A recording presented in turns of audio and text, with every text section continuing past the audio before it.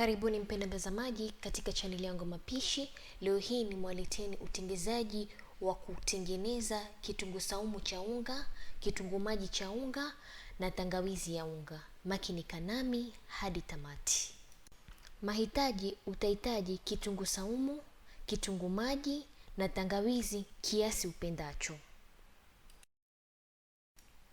Kwanza utachukua tangawizi yako, utaisaga iwe kama hivi yangu, ndio iwe rahisi kukauka kwa jua, ama pia unaweza tumia oven ikiwa hakuna jua.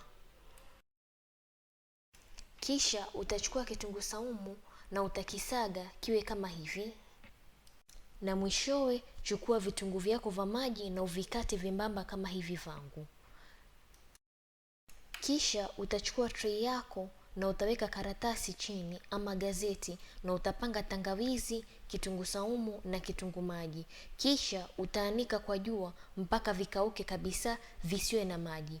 Na ikiwa hakuna jua, unaweza tumia oven kwa moto mdogo kabisa kwa jisaji moja ama mawili, yategemea.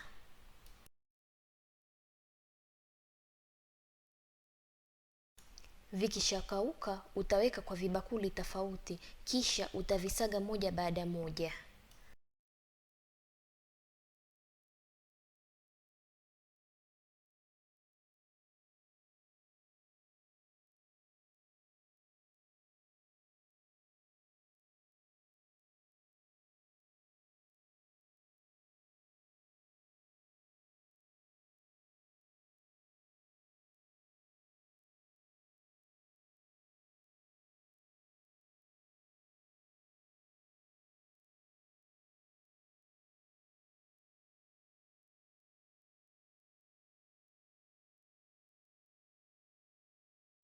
Ukishamaliza kusaga, unaweza kutumia kichungio kupata unga msafi, ila sio lazima. Na unga wako wa kitunguu maji, tangawizi na saumu uko tayari. Weka kwa container zako na unaweza kutumia kwa kila aina chakula.